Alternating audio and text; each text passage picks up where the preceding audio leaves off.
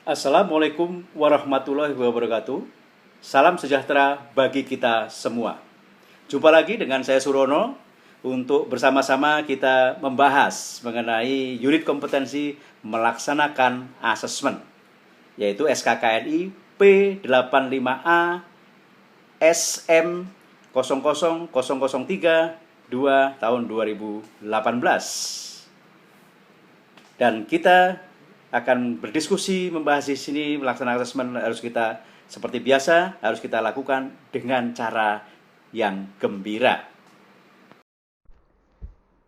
Baik, unit kompetensi melaksanakan asesmen ini berhubungan dengan pengetahuan, keterampilan, dan sikap kerja yang dibutuhkan untuk melaksanakan asesmen terhadap kompetensi personil. Unit ini menetapkan kompetensi yang dibutuhkan untuk mengakses kompetensi termasuk Recognition of Prior Learning atau RPL, dalam bahasa Indonesianya rekognisi pembelajaran lampau, di dalam sistem asesmen berbasis kompetensi. Kemudian skill for employability atau kecakapan bekerja dalam unit ini sudah menjadi bagian dari kriteria unit kerja. Kemudian tujuan instruksional atau pembelajaran. Tujuan instruksi umum atau TIU atau CP, capaian pembelajaran, peserta mampu melaksanakan asesmen sesuai dengan persyaratan tempat kerja dalam 5 dimensi kompetensi. Task skill, task management skill, contingency management skill, job role environment skill, dan transfer skill. Sebanyak 2 unit kompetensi sesuai bidangnya. Sedangkan tujuan instruksional khusus, peserta mampu menetapkan dan memelihara lingkungan asesmen, mengumpulkan bukti yang berkualitas, mendukung asesi, membuat keputusan asesmen, merekam dan melaporkan keputusan asesmen, dan meninjau proses asesmen. Bapak sekalian, proses asesmen ini mempunyai 6 langkah atau 6 elemen. Yang pertama adalah menetapkan dan memelihara lingkungan asesmen. Yang kedua, mengumpulkan bukti yang berkualitas. Ketiga, mendukung asesi. 4, membuat keputusan asesmen. 5, merekam dan melaporkan keputusan asesmen. Dan yang keenam, meninjau proses asesmen. Ini yang akan kita bahas dan kita praktekkan dalam sesi ini. Dan berikut adalah ilustrasi daripada standar kompetensi melaksanakan asesmen. Ada 6 langkah tadi yang terdiri dari beberapa kriteria unjuk kerja yang kita harus demonstrasikan. Baik, elemen pertama atau langkah pertama, menetapkan dan memelihara lingkungan. Ada 4 tahap yang harus kita lakukan. Yang pertama adalah rencana asesmen diinterpretasi, kemudian kebijakan dan prosedur sistem asesmen serta persyaratan organisasi, hukum atau etika, pelaksanaan asesmen dikonfirmasikan dengan orang yang relevan. Kedua, acuan pembanding asesmen yang relevan dan perangkat asesmen yang akan digunakan diakses dan diinterpretasi guna memastikan bukti dan cara pengumpulan bukti. Yang ketiga, rincian mengenai rencana asesmen dan proses asesmen dijelaskan, dibahas dan diklarifikasi dengan asesi, termasuk kesempatan untuk melakukan penyesuaian yang berdasarkan asesmen ulang dan banding. Dan yang keempat, jika relevan, usulan perubahan terhadap proses asesmen dirundingkan dan disepakati dengan asesi. Inilah langkah pertama dan ada 4 tahap yang bisa kita lakukan. Baik, yang pertama rencana yang harus kita interpretasi adalah rencana aktivitas dan proses asesmen yang sudah kita buat sebelumnya atau kita diberikan oleh LSP. Kita pelajari semua yang sudah ini termasuk instrumen asesmennya. Berikutnya adalah peta instrumen yang kita siapkan pada saat kita membuat rencana. Dan berikutnya adalah persetujuan asesmen dan kerahasiaan yang harus kita jelaskan kepada asesi.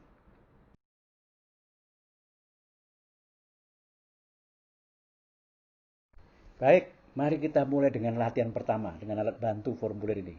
yaitu menetapkan dan memelihara lingkungan asesmen. Ini adalah langkah pertama dari kegiatan asesmen. Langkah ini sebagai instruksi kerja menetapkan dan memelihara lingkungan asesmen. Kita lihat tahap pertama, rencana asesmen diinterpretasi, kemudian kebijakan dan prosedur sistem asesmen, serta persyaratan organisasi, hukum, etika, pelaksanaan asesmen dikonfirmasikan dengan orang yang relevan. Nah, rencana apa yang diinterpretasi? Ini ada beberapa rencana pilihan yang berasal dari batasan variabel, rencana asesmen, peta instrumen, formulir permohonan, asesmen mandiri, lainnya atau kode etik asesor. Nah, mana saja yang akan kita gunakan? Dalam hal ini, kita gunakan semua, bahkan ditambah lainnya. Kita klik yang mana yang kita gunakan. Kemudian, acuan pembanding asesmen relevan dan perangkat asesmen yang akan digunakan diakses dan diinterpretasi guna memastikan bukti dan cara pengumpulan bukti. Acuan pembandingnya apa? Standar kompetensi itu saja yang akan kita akses. Kita kasih tulisan di mana standarnya apa. Yang kedua, kriteria asesmen kurikulum pelatihan. Oh, tidak kita centang. Spesifikasi kinerja kita lihat di skema pesan skema. Spek produk tidak ada, nilainya tidak ada. Maka yang kita centang ada dua ini yang kita akan gunakan acuan pembandingnya.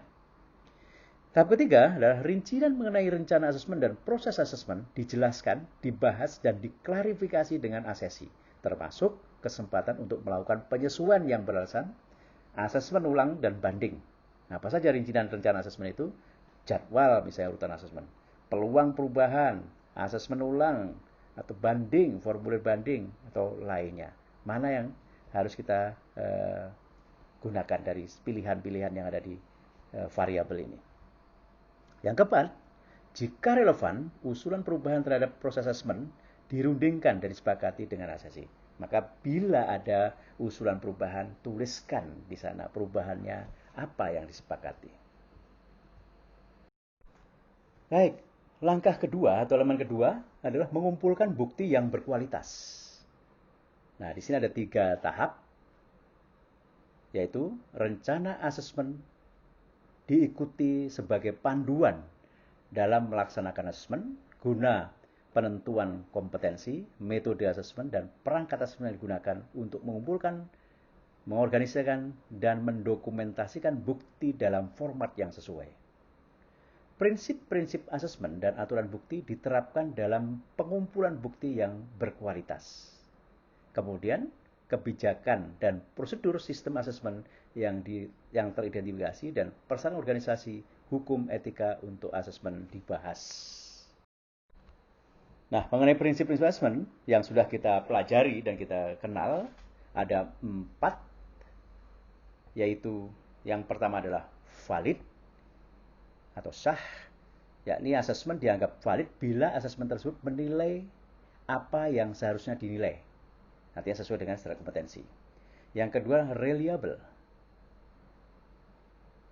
Asesmen dianggap dapat dipercaya bila hasil-hasilnya diinterpretasikan secara konsisten dari konteks ke konteks dan dari orang ke orang. Yang ketiga, fleksibel. Asesmen dianggap fleksibel bila dapat memenuhi kebutuhan serangkaian konteks. Suatu asesmen dianggap tidak fleksibel jika hal itu menolak hasil belajar sebelumnya atau gagal memberikan kesempatan seseorang peserta kesempatan kedua atau ketiga untuk diakses. Kemudian, adil atau fair. Suatu asesmen dianggap adil bila tidak merugikan peserta tertentu, terbuka, bebas dari penyimpangan. Berikutnya adalah aturan bukti yang terkenal dengan singkatan VATM. Valid. V ya, valid. Bukti yang dikumpulkan memenuhi persyaratan dari unit kompetensi atau standar yang spesifik. Bukti harus sesuai dengan persyaratan dari unit kompetensi yang diakses. Jika unit kompetensi memerlukan keterampilan yang akan didemonstrasikan, bukti keterampilan dapat diobservasi atau dikumpulkan melalui cara lain oleh asesor sesuai dengan pedoman penilaian pada standar kompetensi tersebut. autentik atau asli. Bukti yang dikumpulkan adalah hasil pekerjaan asesi itu sendiri. Jika asesor belum yakin, maka bukti tambahan diperlukan. Nah, ini panduan pengumpulannya. Bukti harus dengan jelas menunjukkan kompetensi asesi, bukan bukti yang dikerjakan orang lain. Hal ini memiliki implikasi bahwa untuk RPL atau PKT, pembelajaran kompetensi terkini, proses yang dikerjakan pada saat lampau harus diverifikasi oleh pihak otoritas yang telah ditentukan. Terkini, bukti harus berhubungan dengan keterbaruan dan apakah bukti tersebut berhubungan dengan kompetensi asesi terkini. Nah, di sini bukti harus dikumpulkan dalam kerangka waktu yang ditentukan, harus didemonstrasikan oleh asesi pada tingkatan keterampilan dan pengetahuan. Bukti yang lebih lama masih mungkin dipergunakan atau dibolehkan sepanjang asesi dapat menunjukkan bukti pendukung yang menyatakan bahwa keterampilan dan pengetahuan tersebut masih diaplikasikan di tempat kerja. Untuk memastikannya, pertimbangan profesional diperlukan dari asesor. Yang keempat, memadai, berhubungan dengan banyaknya bukti yang dikumpulkan, memenuhi seluruh aspek dari unit kompetensi, dimensi kompetensi, dan employability skills. Nah, panduan proses pengumpulannya, pertimbangkan aspek kritis pada unit kompetensi termasuk keterampilan atau pengetahuan yang didemonstrasikan dari waktu ke waktu dengan konteks yang berbeda. Baik, pada langkah kedua atau elemen 2 tahap ketiga, tadi kita diminta untuk membahas mengenai kebijakan dan prosedur asesmen dan proses organisasi hukum atau etika untuk asesmen. Apa saja mereka ini? Yang pertama atau A, seleksi asesi. B, alasan dan tujuan asesmen berbasis kompetensi. C, rekaman asesmen atau manajemen data, manajemen informasi. D, pengakuan kompetensi terkini atau PKT, pengakuan terhadap pembelajaran sebelumnya. E, pengakuan terhadap pengaturan transfer kredit. F, kebutuhan asesor, kualifikasi, pemeliharaan terkini kompetensi. G, prosedur pelaporan asesmen. Dan H, banding asesmen. I, keluhan atau pengaduan asesi. J, validasi. K, evaluasi atau internal audit. L, biaya-biaya penggunaan jasa atau pihak ketiga. M, akses dan kesetaraan penyesuaian yang beralasan. N, pengaturan kemitraan. O, kaitan dengan sumber daya manusia atau sistem hubungan industrial. Dan P, kaitan dengan sistem manajemen mutu secara keseluruhan. Semuanya tentu saja kita tidak harus hafalkan, tetapi maka berikut akan saya berikan rekamannya seperti apa untuk kita tinggal memilih. Baik, mari kita mulai dengan latihan kedua, mengikuti instruksi kerja, langkah mengumpulkan bukti yang berkualitas. Di sana yang pertama, tahap pertama, rencana asesmen diikuti sebagai panduan dalam melaksanakan asesmen guna menentukan kompetensi, metode asesmen, dan perangkat asesmen digunakan untuk mengumpulkan, mengorganisasikan, dan mendokumentasikan bukti dalam format yang sesuai. Apa saja rencana asesmen di sana? Kembali, rencana asesmen, kemudian peta instrumen, formulir permohonan, asesmen mandiri yang mereka sudah lakukan, dan lainnya, bisa skema sertifikasi. Ini kita pilih semua. Lainnya kita tambah satu mengenai skema. Dan ibu sekalian bisa menambah lagi. Barangkali ada hal-hal yang lain sesuai dengan konteks masing-masing LSP. Yang kedua, prinsip-prinsip asesmen yang terbukti diterapkan. Nah, prinsip tadi ada 4, validitas, reliabilitas, fleksibilitas, dan keadilan. Sedangkan aturan bukti, valid, asli, terkini, dan memadai atau VATM. Ini harus semua. Maka kita klik semua. Kemudian yang ketiga, kebijakan dan prosedur sistem asesmen yang teridentifikasi dan persyaratan organisasi atau hukum atau etika untuk asesmen dibahas. Apa saja dibahas? Ada beberapa pilihan di sana.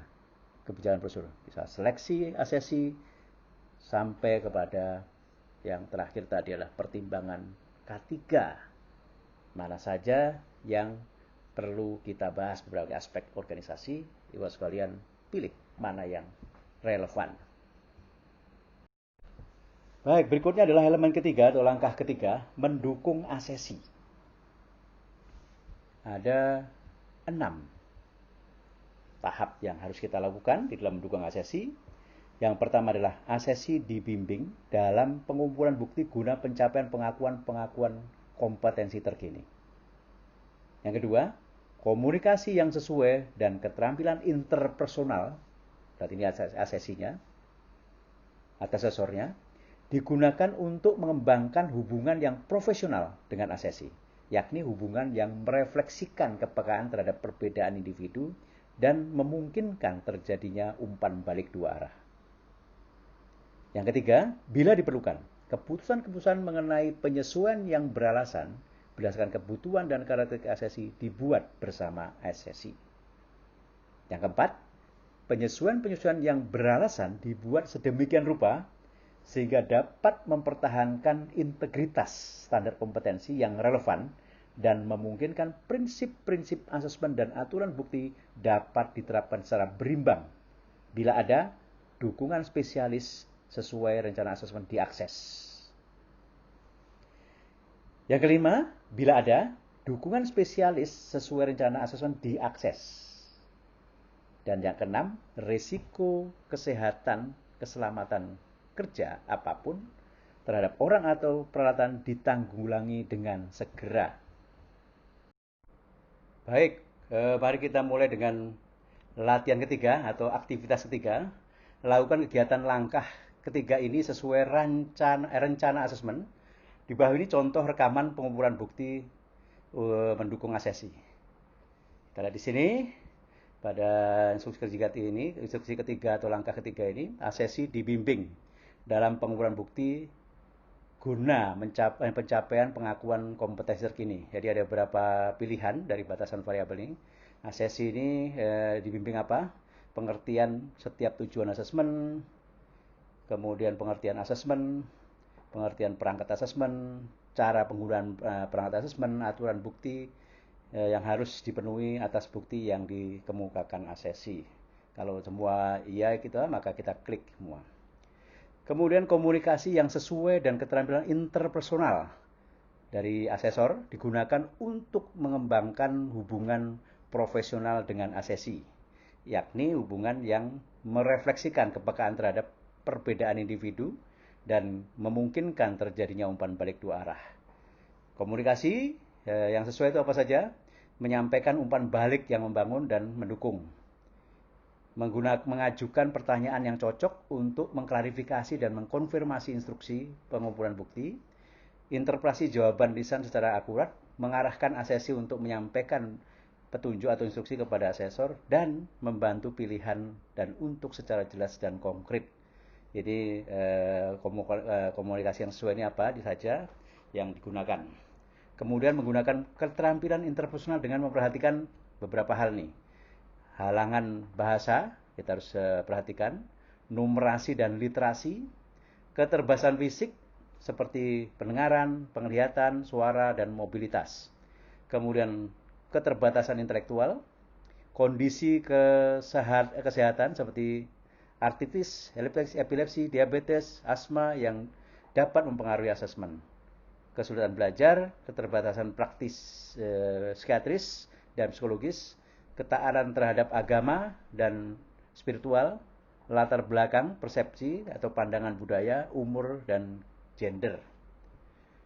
Kemudian umpan balik untuk memastikan proses asesmen telah dimengerti. Nah, ini yang umpan balik harus kita mengerti betul. Memastikan adanya perhatian asesi, memberikan kesempatan bertanya dan menjawab, menyetujui luaran, mengidentifikasi bukti yang akan dikemukakan selanjutnya, dan mendiskusikan rencana seksinya. Kemudian menyetujui kesenjangan pelatihan yang dibutuhkan, informasi terkait dengan kesempatan proses banding, dan menyarankan pelatihan pengumpulan bukti. Perbaikan pengumpulan bukti. Tahap yang ketiga, bila diperlukan, keputusan-keputusan mengenai penyesuaian yang beralasan berdasarkan kebutuhan dan karakteristik asesi ini dibuat bersama asesi. Misalnya di sini ada beberapa pilihan penyesuaian proses Asesmen disebabkan keterbatasan asesi terhadap persyaratan bahasa, literasi, dan numerasi. Misalnya kemudian menyediakan dukungan pembaca, penterjemah, pelayan atau penulis, penggunaan teknologi adaptif atau peralatan khusus, dan pelaksanaan asesmen secara fleksibel karena alasan keletihan atau keperluan pengobatan. Kemudian penyesuaian yang beralasan dibuat sedemikian hingga dapat mempertahankan integritas standar kompetensi yang relevan dan memungkinkan prinsip-prinsip asesmen dan aturan bukti dapat ditetapkan secara berimbang. Di sini ada beberapa pilihan penyesuaiannya. Penyesuaian proses asesmen disebabkan keterbatasan asesi terhadap persyaratan bahasa, literasi, dan numerasi, penyediaan dukungan pembaca, kemudian penggunaan teknologi adaptif dan peralatan khusus, pelaksanaan asesmen secara fleksibel karena alasan keletihan dan keperluan pengobatan. Yang kelima, tahap 5, bila ada dukungan spesialis sesuai rencana asesmen diakses.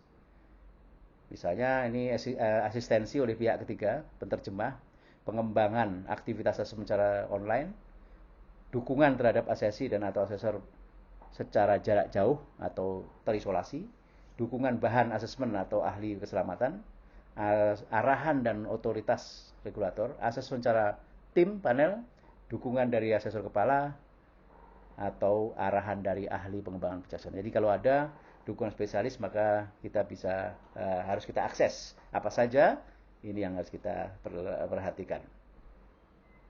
Tahap ke-6, risiko kesehatan dan keselamatan kerja apapun terhadap orang atau peralatan ditanggulangi dengan segera. Misalnya ada K3, keselamatan konsumen atau klien, risiko kerusakan alat, risiko kerusakan bahan, keselamatan lingkungan, dan lainnya. Mana yang kita pilih kira-kira ini apa saja yang kita lakukan di sana, di tempat kerja.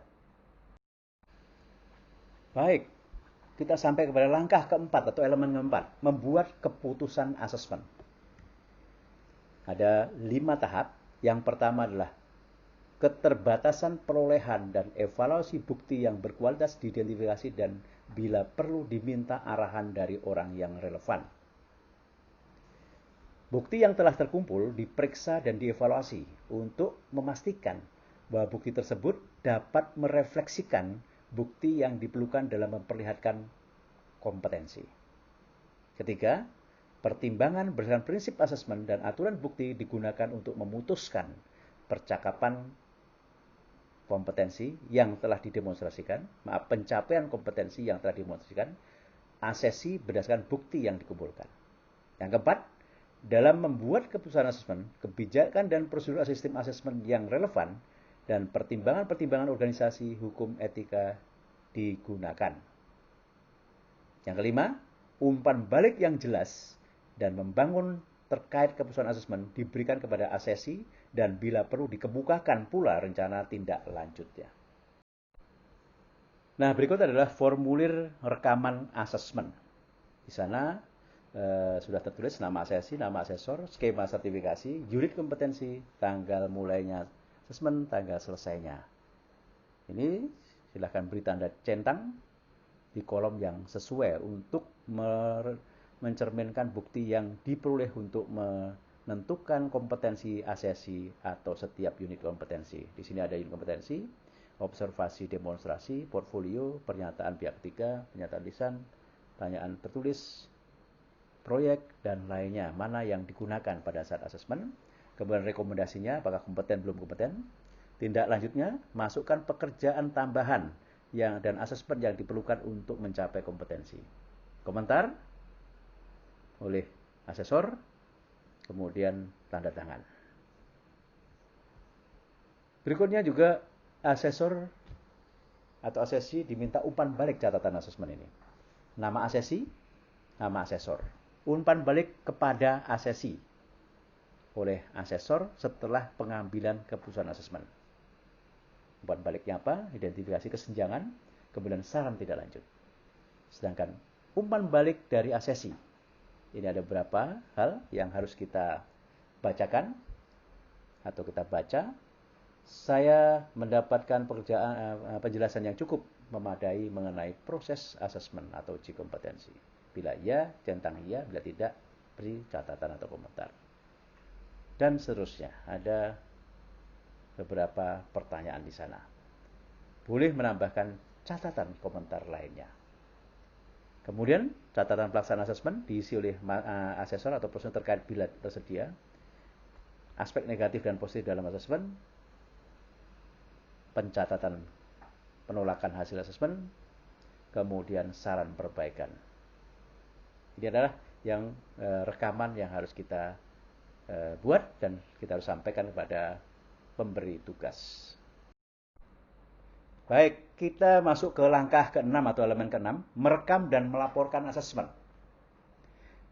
Ada 4 tahap di sana. Yang pertama adalah hasil asesmen segera dicatat secara akurat sesuai dengan kebijakan dan prosedur sistem asesmen serta persyaratan organisasi, hukum, dan etika atau etika. Yang kedua, laporan asesmen dilengkapi dan diproses sesuai dengan kebijakan dan prosedur sistem asesmen serta persyaratan organisasi, hukum, atau etika.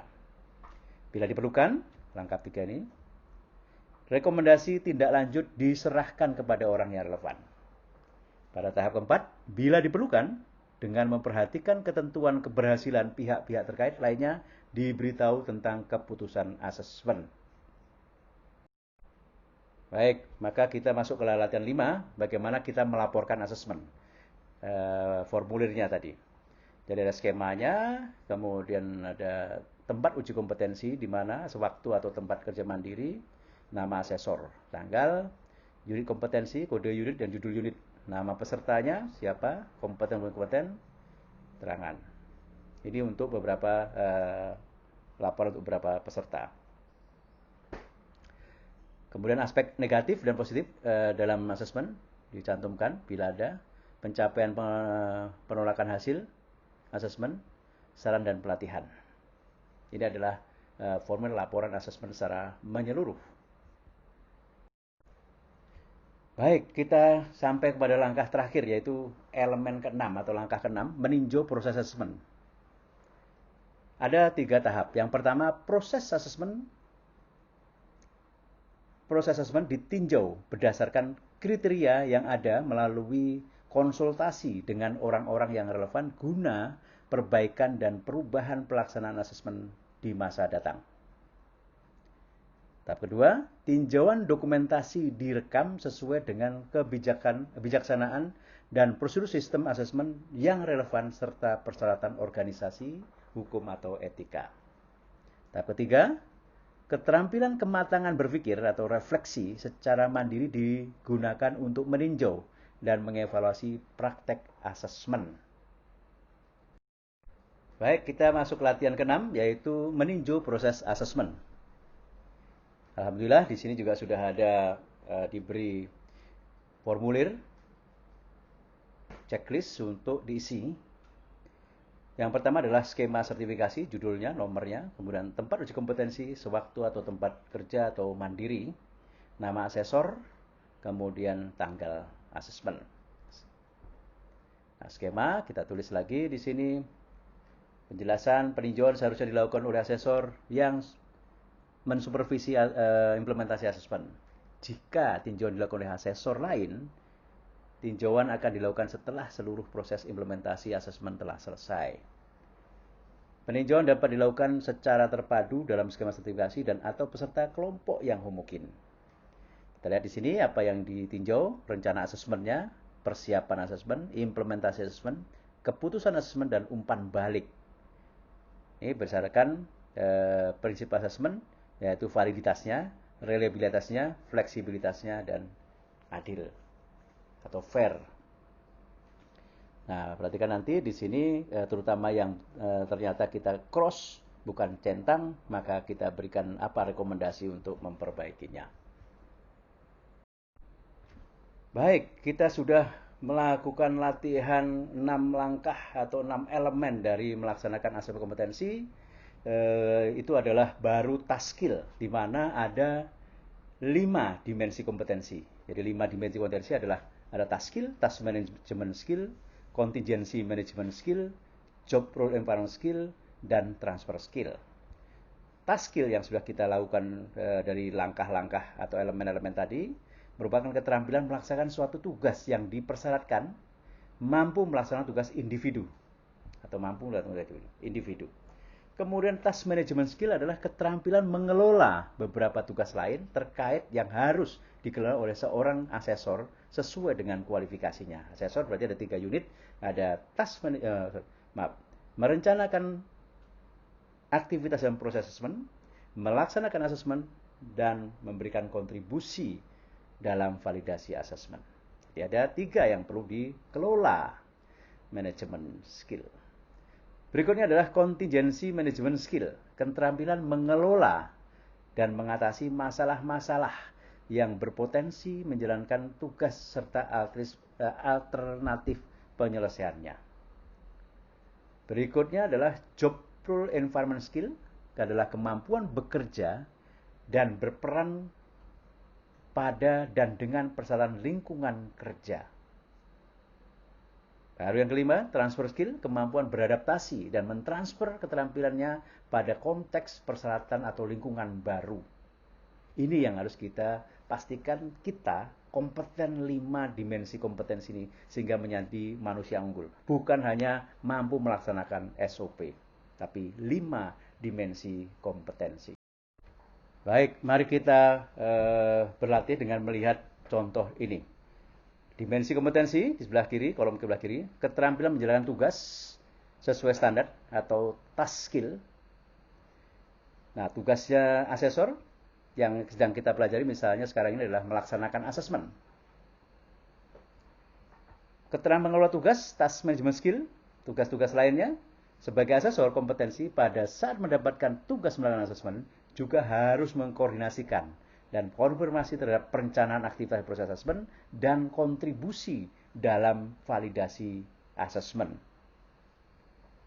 Kita harus perhatikan bahwa ada 3 yang harus kita koordinasikan.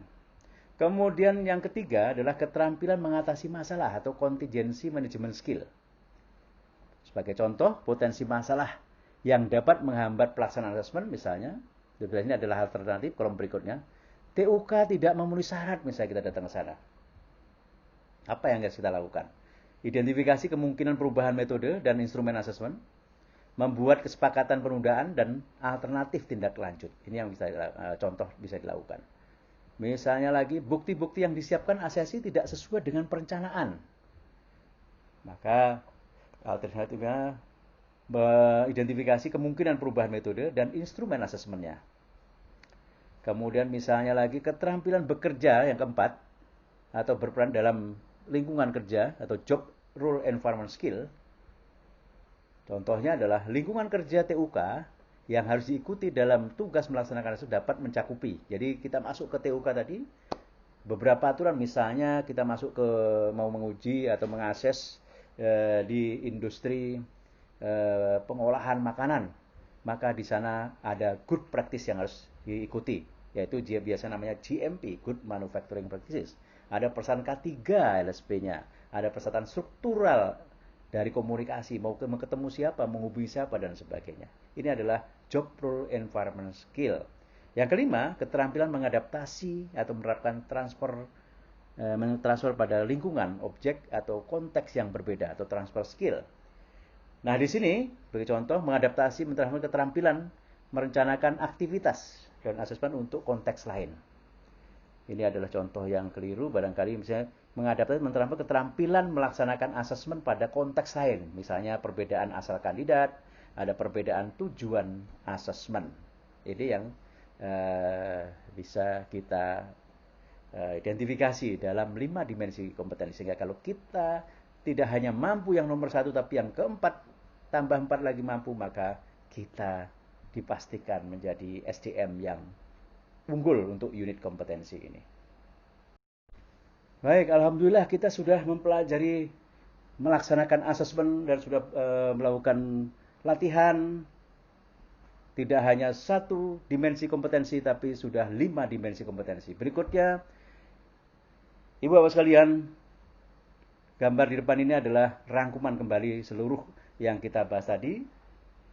Coba Ibu Bapak sekalian jelaskan satu demi satu langkah-langkah ini, kemudian sambil direkam dalam video, 2-5 menit saja untuk memastikan bahwa kalian mampu menjelaskan unit kompetensi ini dengan menyenangkan dan gembira.